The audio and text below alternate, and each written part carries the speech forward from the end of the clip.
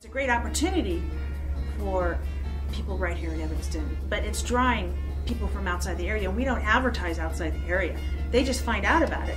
A lot of times the staff members see how great this program is, and then they bring like their family members and nieces and nephews, come to this camp, this is a great thing. And they know because they go and teach at other camps. They know what's out there, but they bring their families to our camp. As the camp grew larger, Young Musicians expanded their curriculum, adding musical theory, musical composition, recreational classes, and visual arts classes. It's kind of a liberal arts philosophy, which says let the student experiment with different kinds of music, different kinds of painting, drama, electronics, all sorts of different things. And I really think that makes a difference for students. They can begin to see, hey, I really like this. This is something that might be a career path for me. It might be something I'll do as a hobby the rest of my life. And then above and beyond that, I think it makes them great appreciators of that side of the American culture. There's so many other classes, so many other things that go on at the camp that I was able to branch out and maybe do a few things that I wasn't particularly comfortable with, like theater. And it really opened up my eyes to new horizons, different types of art, all the different types of arts. And I think that helped me as a musician. They can explore something they've never tried before, and that's available to them as well. In some of the other classes, they might have a DVD of a film they made, or they might have a CD of composition, or they might have a portrait that they drew, and they come away with some solid, tangible evidence of the growth that they've experienced. Carolee believes these optional elective courses help keep the students from getting overwhelmed in their musical studies while still staying rooted in the arts. Also, students, if they don't want to be in violin technique or orchestra all day, there's outlet classes like visual art, we have crafts, we have fun things, and then they can incorporate that into their music or whatever they're doing. Young Musicians used the success of the festivals and the camp to expand even further. In 2006, Carolee and Young Musicians launched the Uintah County Concert Series. Remembering the flaws of Great Music West, Young Musicians decided to have many musical styles showcased instead of focusing entirely on classical music. Jazz, Celtic music, Dixieland, and many others are now featured as well as the classical music.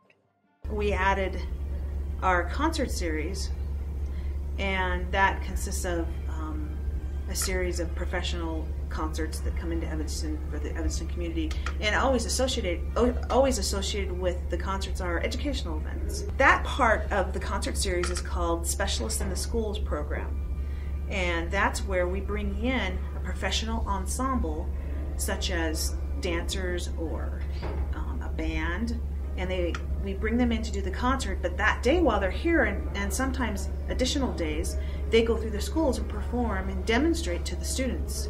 And so we've been able to really educate and give special extra opportunities to schools, to all the kids in the schools, that they wouldn't have had otherwise.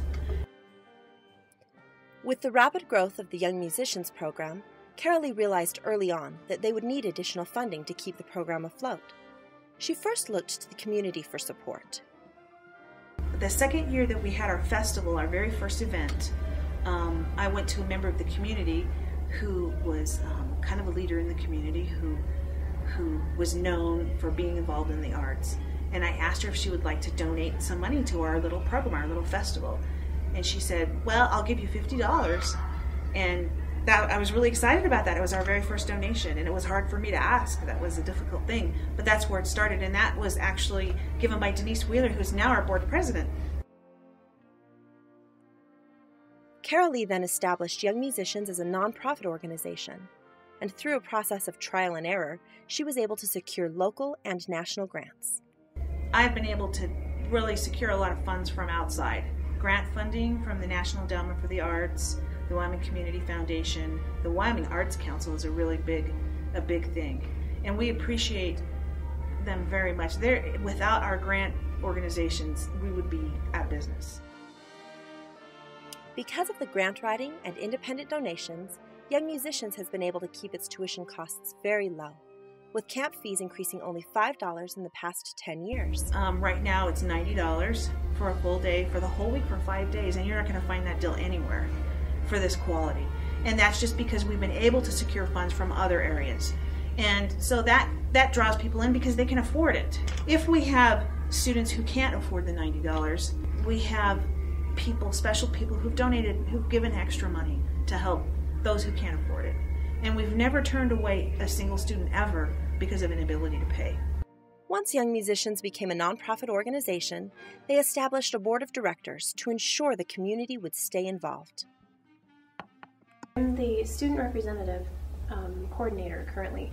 I keep track of our younger board members. We always have at least one high school age student on our board, just kind of as an in to the schools, a little bit closer contact with the actual student age, high school age kids. And we have all different sorts of people, moms, dads, music educators, public educators, private teachers, business people, just a really good cross-section of the community, I think.